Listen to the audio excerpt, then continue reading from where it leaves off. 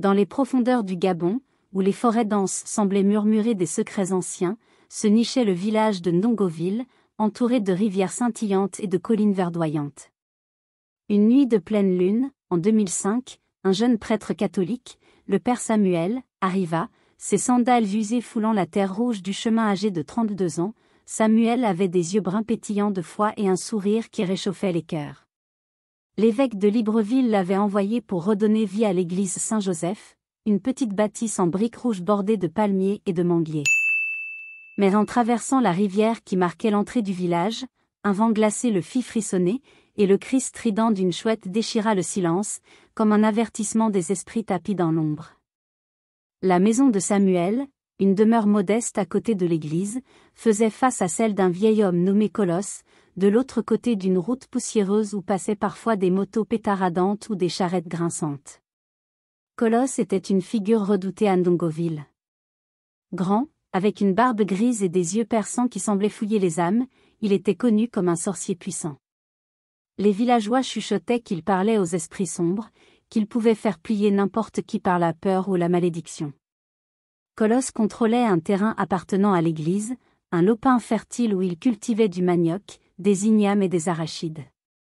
Au centre de ce terrain se dressait un quinqualiba, un arbre majestueux aux feuilles vertes luisantes et aux fruits jaunes, sucrés comme le miel. Ces fruits étaient précieux, vendus sur les marchés de la région, transformés en remèdes traditionnels, ils rapportaient à Colosse une fortune. Il en envoyait même des paniers entiers à ses enfants en ville, qui prospéraient grâce à cet arbre, vivant dans des maisons modernes pendant que Ndongoville stagnait. Samuel apprit rapidement l'histoire trouble du quinqualiba. Des années plus tôt, Colosse avait intimidé les anciens du village pour s'approprier le terrain de l'église. Personne n'avait osé le défier, de peur de ses maléfices. Les villageois évitaient de regarder l'arbre, craignant qu'un simple regard n'attire la malchance, la maladie ou pire. Certains juraient avoir vu des ombres danser dans ses branches la nuit, et d'autres disaient entendre des cris étouffés s'échapper de ses racines, comme des âmes emprisonnées. Samuel, troublé par ces récits, décida de ne pas provoquer Colosse immédiatement. Il voulait d'abord comprendre Ndongoville et gagner la confiance des habitants.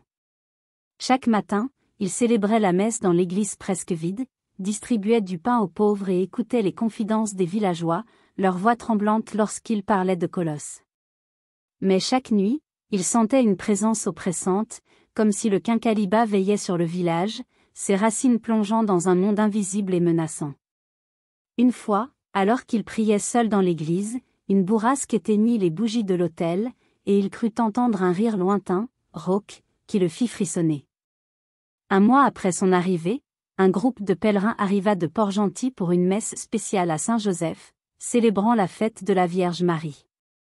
Après la cérémonie, alors que le soleil se couchait, peignant le ciel d'un rouge profond, les pèlerins s'arrêtèrent devant le quinqualiba, émerveillés par sa beauté.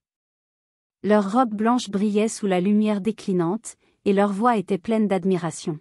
« Père Samuel, dirent-ils, les fruits de cet arbre sont célèbres dans tout le Gabon. On dit qu'ils guérissent les fièvres et apportent la chance. Pouvons-nous en goûter ?» Samuel, heureux de partager l'hospitalité du village, sourit et envoya 2 adolescents, Jean et Marie, grimper dans l'arbre pour cueillir une poignée de fruits jaunes, brillants comme de petits soleils. Mais un cri sauvage déchira l'air, faisant sursauter tout le monde.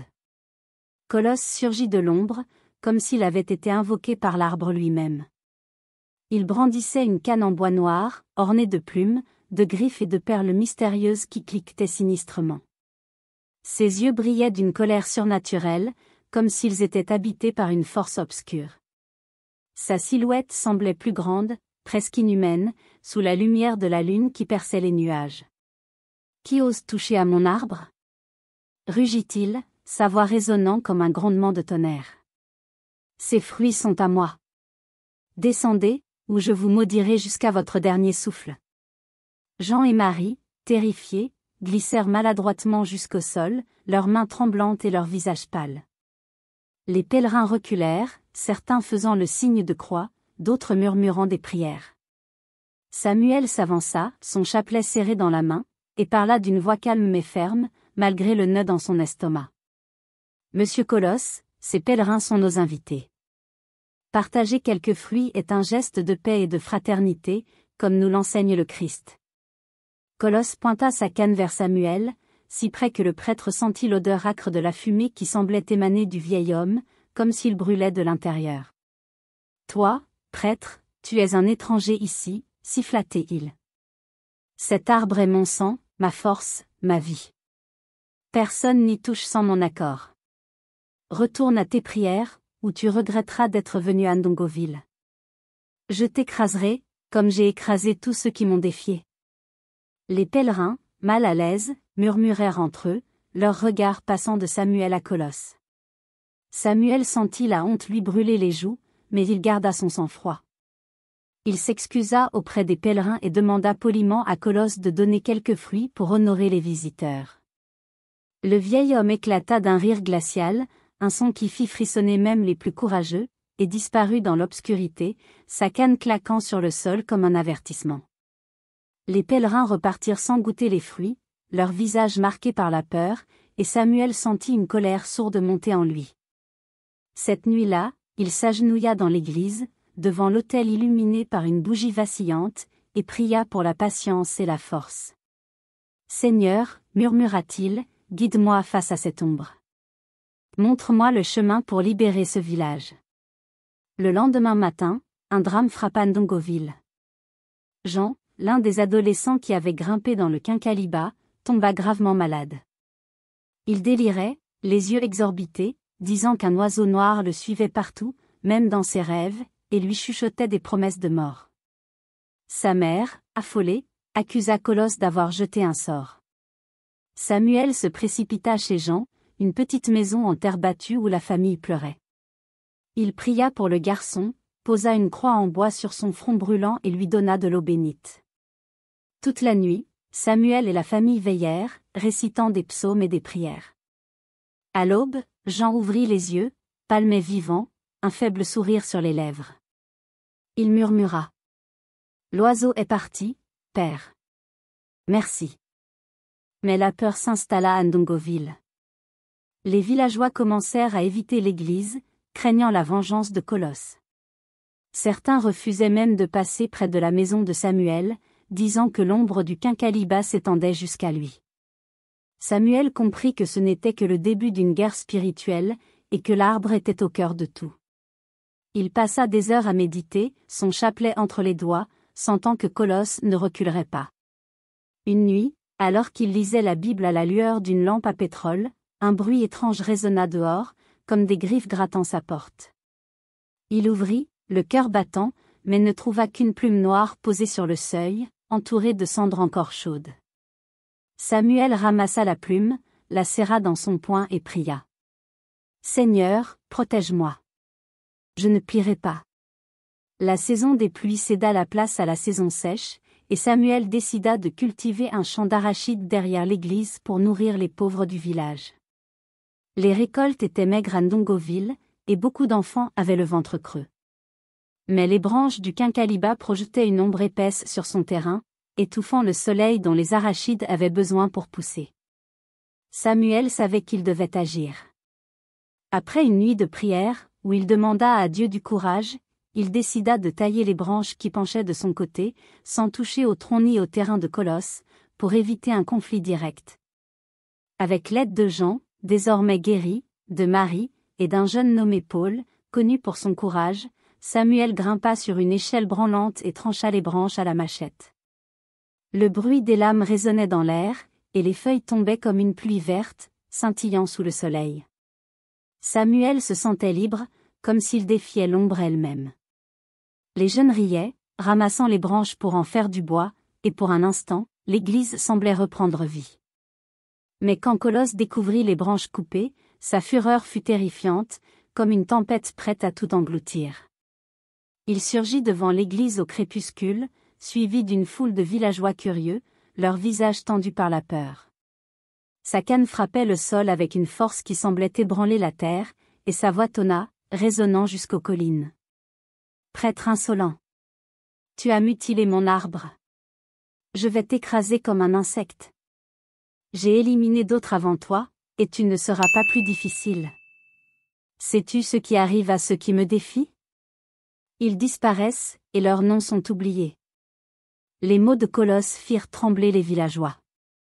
Mama Lucie, une vieille femme aux yeux voilés par l'âge, s'approcha de Samuel et murmura, sa voix tremblante. Il a tué son beau-frère pour voler sa maison. Il a chassé tous les prêtres qui ont essayé de s'installer ici. Partez, Père Samuel, ou vous mourrez. Colosse n'est pas humain, il est lié à des forces que vous ne pouvez pas comprendre. Samuel sentit un frisson, mais il refusa de céder. Il invita Colosse à une réunion avec les anciens du village pour discuter et trouver une solution pacifique. Colosse ne vint pas. À la place, il envoya son fils aîné, André, un homme au regard dur et aux épaules larges, qui se planta devant Samuel et déclara.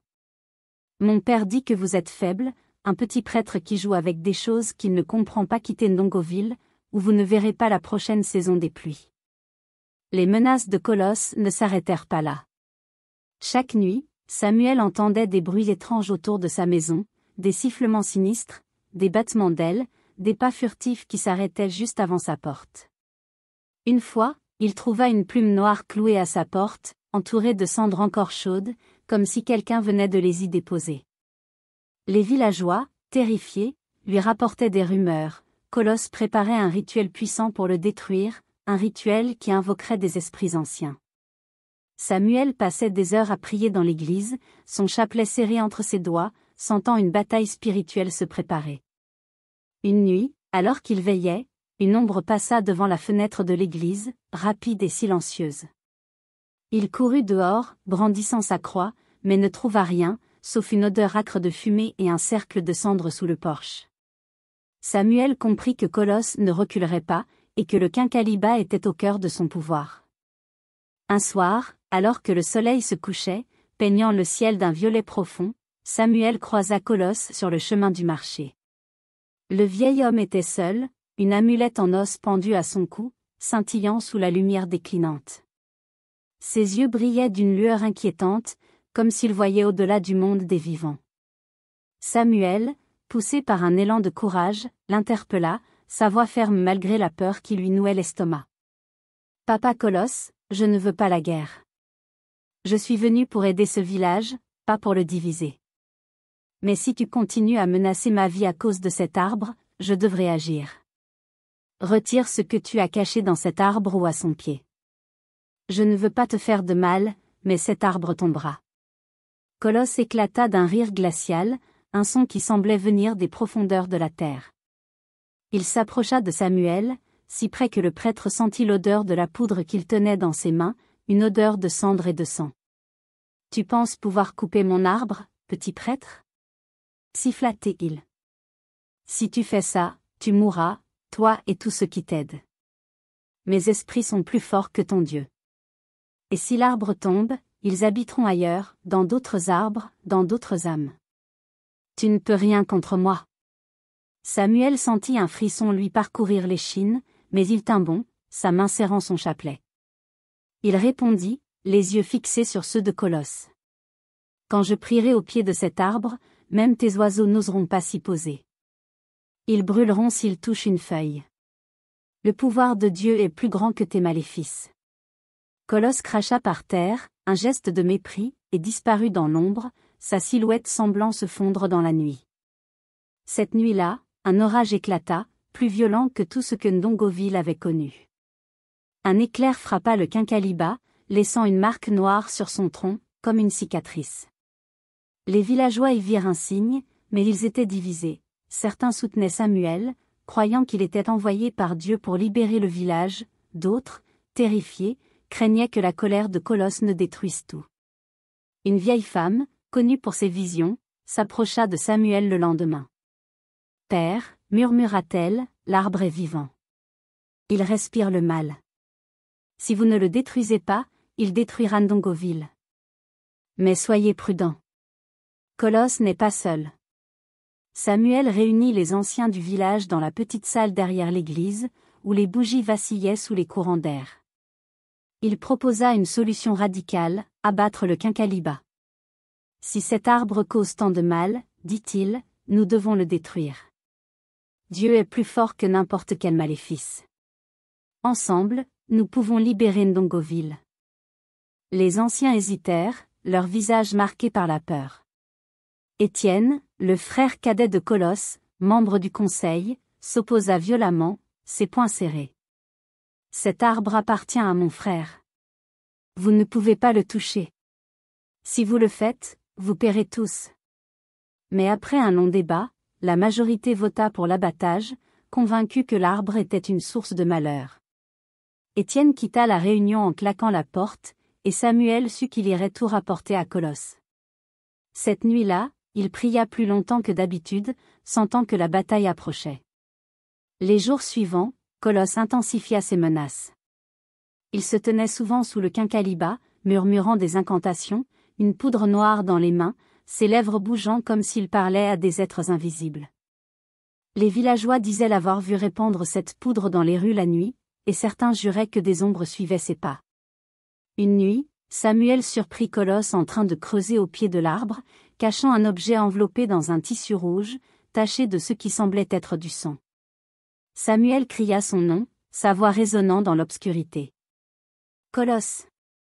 Arrête ce que tu fais !» Le vieil homme se releva, un sourire mauvais sur les lèvres, ses yeux brillants comme des braises. « Tu es déjà mort, prêtre, » murmura-t-il. « Tu ne le sais pas encore, mais ton heure approche. » Samuel sentit son cœur s'accélérer, mais il brandit sa croix et répondit. « Dieu me protège, Colosse. Ton pouvoir s'arrête là où commence ma foi. » Colosse ricana et s'éloigna, mais Samuel ne put dormir cette nuit-là. Il passa des heures à prier, demandant à Dieu la force de affronter ce qui l'attendait. Il savait que l'arbre devait tomber, mais il savait aussi que Colosse ne le laisserait pas faire sans se battre. Samuel chercha un homme capable d'abattre le quinqualiba, un arbre qui semblait défier la nature elle-même. Il trouva Pierre, un bûcheron robuste et pieux d'un village voisin, connu pour son courage face aux esprits et aux défis. Pierre, un homme aux mains calleuses et au regard déterminé, accepta la mission, mais il prévint Samuel, sa voix grave. « Cet arbre n'est pas ordinaire, père. J'ai entendu parler de Colosse et de ses pouvoirs. Nous aurons besoin de prières puissantes, et même alors, ce ne sera pas facile. » Samuel hocha la tête, confiant dans la force de Dieu. Le jour choisi pour l'abattage fut le vendredi saint, un jour sacré de sacrifice et de victoire pour les chrétiens. À l'aube, Pierre arriva à Ndongoville avec sa tronçonneuse, accompagné de son jeune apprenti, Thomas, un garçon nerveux mais dévoué. Samuel rassembla un petit groupe de fidèles courageux, Joseph, un vieux catéchiste à la fois inébranlable, dont les cheveux blancs brillaient sous le soleil, Marie, qui avait surmonté sa peur après l'incident des fruits, Paul, le jeune courageux, et Claire, une jeune femme au regard vif, connue pour son audace. Pour éviter les espions de Colosse, ils venaient tous d'un quartier voisin, loin des yeux indiscrets du village. Sous un ciel gris, lourd de nuages menaçants, le groupe marcha vers le quinqualiba, leurs pas résonnant sur le sol sec. Les villageois observaient depuis leur maison, les rideaux à peine écartés, leurs visages tendus par la peur et l'espoir. Samuel sentit une oppression dans l'air, comme si l'arbre lui-même respirait, ses branches frémissant sans vent. Lorsqu'ils s'arrêtèrent au pied du tronc, Joseph entonna un cantique puissant, sa voix rauque s'élevant dans le silence. « Jésus, roi des rois, protège-nous !» Les autres se joignirent à lui, leur voix formant un chœur qui chassa l'atmosphère pesante. Samuel brandit une croix en bois, gravée de symboles chrétiens, et pria avec ferveur, ses mots résonnant comme un défi. « Seigneur Tout-Puissant, brise les chaînes de ce village. Que cet arbre tombe par ta puissance, et que ton nom soit glorifié. » Soudain, un cri retentit, brisant le chant. André, le fils de Colosse, surgit, essoufflé, son visage ruisselant de sueur. « Arrêtez !» hurla-t-il. « Mon père veut parler. Il propose de partager les fruits, de faire la paix. » Samuel, le regard dur, sentit la colère monter en lui. Il savait que c'était une ruse, une tentative désespérée pour sauver l'arbre. Il répondit, sa voix ferme. « Il est trop tard, André. Ton père a choisi la guerre, il a menacé des vies, il a semé la peur. Aujourd'hui, cet arbre disparaît, et le village sera libre. André, les poings serrés, recula, lançant un regard venimeux avant de courir vers la maison de son père. Samuel fit un signe à Pierre, qui démarra la tronçonneuse. Le rugissement de la machine déchira l'air, comme un cri de défi contre les forces obscures. La lame mordit le tronc, projetant des éclats de bois dans toutes les directions, mais l'arbre résistait, comme s'il était fait de fer. Pierre s'arrêta, le visage en sueur, et cria par-dessus le bruit. « C'est dur, père. Cet arbre ne veut pas tomber. Priez plus fort. » Les chrétiens redoublèrent leur chant, leur voix s'élevant avec une force nouvelle. Samuel tomba à genoux, la croix serrée contre son cœur, et pria avec une intensité qu'il n'avait jamais connue. « Dieu Tout-Puissant, montre ta gloire. Brise ce mal. » Un vent violent se leva, faisant plier les branches du quinqualiba comme si elles hurlaient. Les villageois, cachés dans leurs maisons, criaient que des OM développement, des ombres noires bougeaient dans l'arbre, comme des esprits en colère. Claire, les yeux écarquillés, jura avoir vu un serpent noir s'enrouler autour du tronc avant de disparaître dans un éclat de lumière. Thomas, l'apprenti, vacilla, terrifié, mais Pierre le retint, lui ordonnant de tenir bon. Soudain, un craquement assourdissant retentit, comme si la terre elle-même se déchirait. Le quinqualiba trembla, ses feuilles s'agitèrent dans une tempête invisible, puis il s'effondra dans un nuage de poussière, ses branches craquant comme des os brisés. Un hurlement inhumain, à glacer le sang, jaillit du tronc, comme si un esprit emprisonné s'échappait. Les chrétiens éclatèrent en louanges, leurs voix pleines de joie et de soulagement, tandis que les villageois sortaient de leurs maisons, stupéfaits, certains pleurant, d'autres riant. Samuel, encore à genoux, sentit des larmes couler sur ses joues. Il murmura. « Merci, Seigneur. » Mais la victoire fut de courte durée. Alors que Samuel se relevait pour ramasser des fruits tombés, voulant les distribuer aux enfants du village, un oiseau noir, plus grand qu'un corbeau, fondit sur lui depuis les branches brisées. Ses griffes acérées lacérèrent le visage de Samuel, et un cri de douleur échappa au prêtre. Il repoussa l'animal, qui s'envola en poussant un cri strident, presque humain. Le sang coulait sur la joue de Samuel, et les villageois reculèrent, terrifiés, murmurant. « C'est un esprit de colosse. Il se venge. » Samuel, essuyant son visage, brandit sa croix et cria. « Partez, esprits impurs. Vous n'avez plus de pouvoir ici. » L'oiseau disparut dans le ciel, mais l'atmosphère restait lourde. Samuel sentit que la bataille n'était pas terminée. Il demanda à Pierre de couper le tronc en morceaux et de transporter le bois derrière l'église, loin des regards. Les chrétiens partagèrent les fruits restants avec les enfants, qui riaient pour la première fois depuis longtemps, mais Samuel savait que Colosse ne resterait pas silencieux.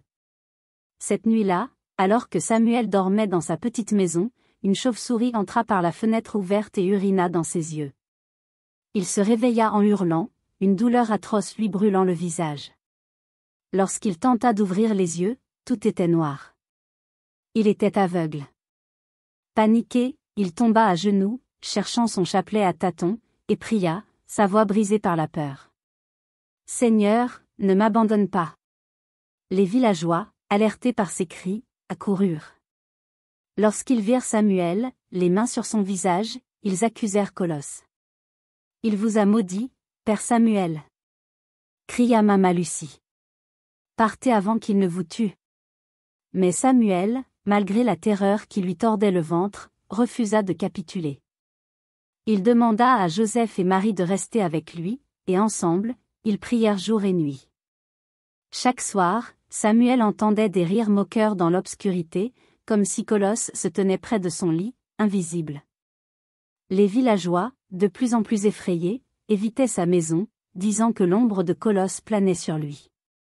Mais Samuel tenait bon, soutenu par sa foi et les prières de ses fidèles. Après 7 jours de supplication, un miracle se produisit, sa vue revint, plus claire qu'auparavant. Il ouvrit les yeux à l'aube, voyant le soleil se lever sur Ndongoville, et des larmes de gratitude coulèrent sur ses joues. Les villageois, émerveillés, commencèrent à croire en lui, voyant en lui un homme béni par Dieu. Pendant ce temps, un nouveau malheur frappa. Mama Rose, la femme de Colosse, tomba gravement malade. Elle gémissait jour et nuit, incapable de bouger, son visage tordu par la douleur. Sa sœur, Élise, accusa Colosse, criant devant les villageois. « C'est lui. Il a caché des choses maléfiques dans cet arbre, et maintenant qu'il est coupé, elle se retourne contre nous. » La famille de Mama Rose fit venir un ganga, un guérisseur traditionnel nommé Maître Zoku, connu pour sa sagesse et son pouvoir sur les esprits. Zoku, un homme maigre aux yeux perçants, entra dans la maison de Colosse avec une sacoche remplie d'herbes et d'amulettes. Il creusa sous le lit du vieil homme, sous les regards horrifiés des villageois. Ce qu'il trouva glaça le sang de tous, des serpents vivants, sifflant comme s'ils étaient en colère, des tortues aux yeux luisants, bougeant lentement, et des amulettes couvertes de plumes et de sang séché, dégageant une odeur fétide. Les villageois reculèrent, certains vomissant, d'autres priant. Zoku, tremblant mais déterminé, ordonna que ces objets soient brûlés dans la rivière, loin du village. Lorsqu'ils jetèrent les amulettes dans l'eau, un feu surnaturel jaillit, illuminant la nuit comme un éclair. Des cris étranges, comme des pleurs d'animaux, résonnèrent, puis s'évanouirent dans l'obscurité. Mama Rose, comme par miracle, commença à se rétablir, ses gémissements s'apaisant. Mais Colosse, lui, tomba malade à son tour, cloué au lit par une fièvre qui le faisait délirer. Un soir, alors que la lune brillait faiblement, Samuel fut appelé d'urgence à la maison de Colosse. Le vieil homme, mourant, voulait parler. Samuel hésita, craignant un piège, mais sa foi le poussa à y aller. Accompagné de Joseph, Pierre et Claire, il entra dans la maison sombre, où l'odeur de la maladie et de la peur emplissait l'air. Colosse était allongé sur un lit de paille, son visage creusé par la douleur, ses yeux vitreux. Lorsqu'il vit Samuel, il tenta de se redresser, mais retomba en gémissant, sa voix rauque. « Prêtre, toi, tu as détruit mon arbre. » Samuel s'agenouilla près de lui, tenant sa croix en bois, et répondit doucement. « Colosse, il est temps de dire la vérité. Repens-toi, et Dieu te pardonnera. Libère ton âme avant de partir. » À la surprise de tous, Colosse éclata en sanglots, des larmes coulant sur ses joues ridées.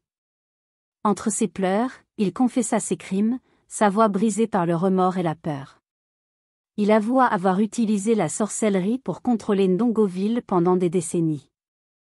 Les serpents, les tortues et les amulettes trouvées sous son lit vivaient autrefois au pied du Quincaliba, qui était un autel pour ces esprits maléfiques. Cet arbre, dit-il, était le cœur de son pouvoir, un lien avec des forces sombres qu'il avait invoquées dans sa jeunesse pour obtenir richesse et domination. Quand Samuel avait abattu l'arbre, les esprits s'étaient rebellés, furieux d'avoir perdu leur sanctuaire. Désespéré, Colosse les avait ramenés chez lui, mais il s'était retourné contre sa femme, puis contre lui. « Ils m'ont trahi, gémit-il. Ils m'ont dévoré de l'intérieur. » Mais ce n'était pas tout. Colosse, haletant, révéla un secret terrifiant, ses yeux écarquillés par la peur. « Sous l'église, j'ai enterré une amulette puissante, forgée dans le sang et la cendre. Tant qu'elle est là, le village ne prospérera jamais. Les jeunes échoueront, les récoltes pourriront, la mort rôdera.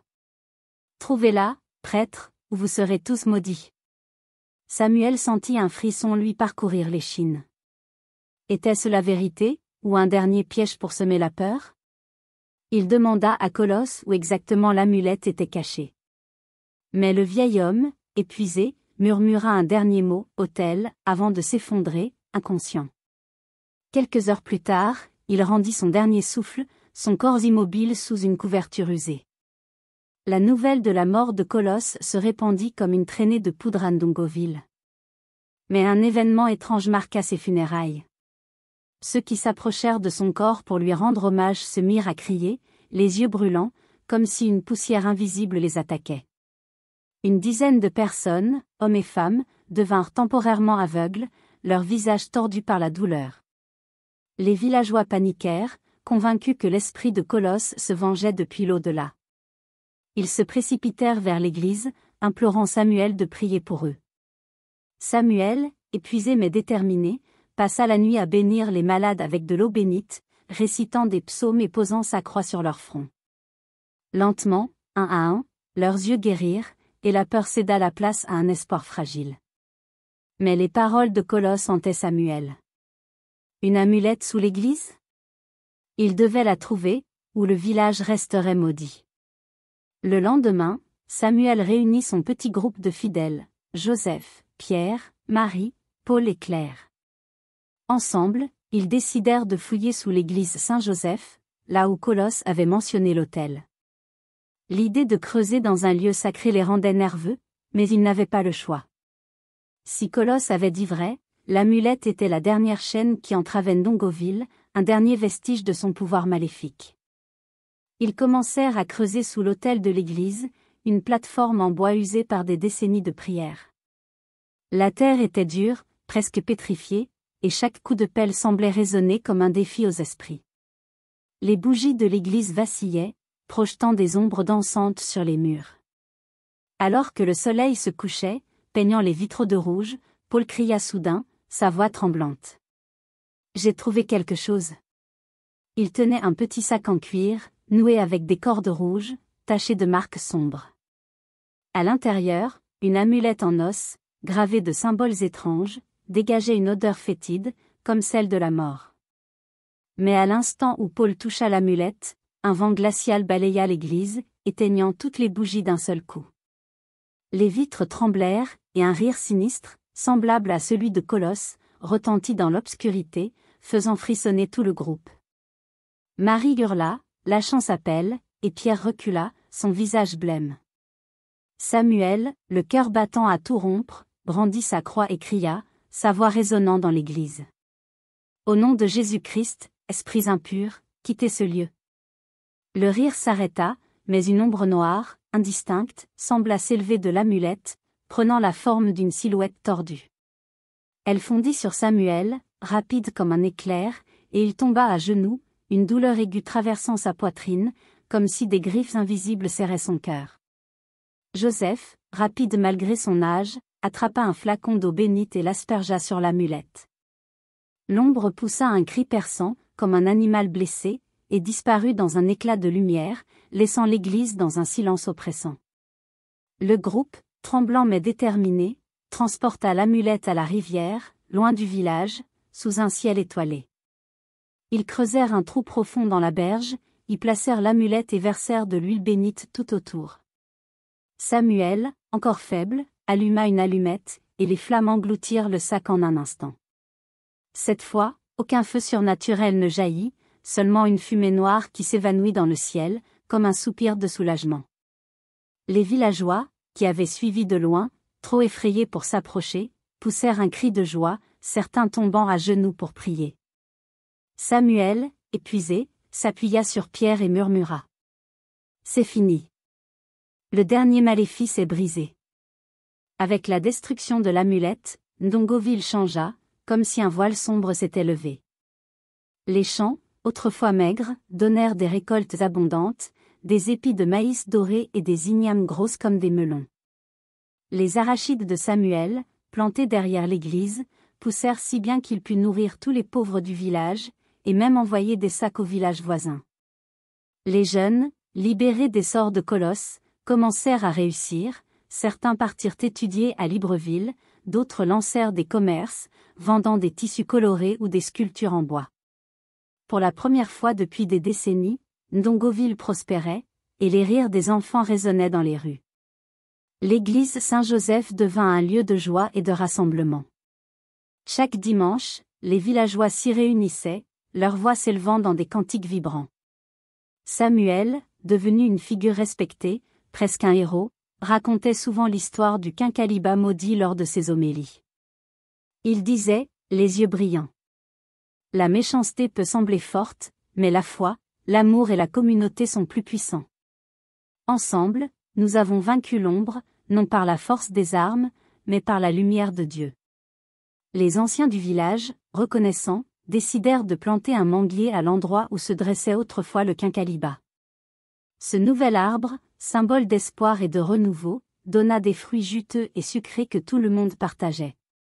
Les enfants jouaient sous ses branches, grimpant avec agilité, tandis que les vieux s'y reposaient à l'ombre, racontant des histoires de courage et de foi. Le manguier devint un lieu de rassemblement, où les villageois se retrouvaient pour rire, chanter et se souvenir. Mais Samuel n'oublia jamais les leçons de cette bataille. Une nuit, alors qu'il priait seul dans l'église, agenouillé devant l'autel, il sentit une présence douce, comme une main posée sur son épaule. Il leva les yeux, mais ne vit rien, seulement la lumière des bougies dansant sur les murs. Il sourit, certain que c'était un signe de Dieu, lui rappelant qu'il n'avait jamais été seul, même dans les moments les plus sombres. Des années plus tard, en 2015, Samuel, désormais grisonnant mais toujours animé par la même foi, fut appelé par son évêque pour servir dans un autre village, loin de Ndongoville. La nouvelle attrista les villageois, qui le considéraient comme un père, un frère, un sauveur. Avant son départ, ils organisèrent une grande fête sous le manguier, avec des danses, des chants et des plats fumants de poissons grillés et de manioc. Les enfants couraient partout, riant, tandis que les anciens racontaient l'histoire du quinqualiba à la lueur du feu. Au moment de partir, les villageois, les larmes aux yeux, offrirent à Samuel un chapelet sculpté dans le bois du manguier, ses perles lisses brillant sous la lumière. « Vous nous avez sauvés, Père Samuel, dirent-ils, leur voix tremblante d'émotion. Vous nous avez montré que la lumière triomphe toujours, même dans les ténèbres les plus profondes. » Samuel, ému, serra le chapelet contre son cœur et répondit. « Ce n'est pas moi qui vous ai sauvés. C'est votre foi, votre courage, et l'amour que vous avez les uns pour les autres. Gardez cela, et Ndongoville restera toujours forte. » Il partit au lever du soleil, sa silhouette disparaissant sur le chemin poussiéreux, tandis que les villageois agitaient les mains, certains pleurant, d'autres chantant un dernier cantique.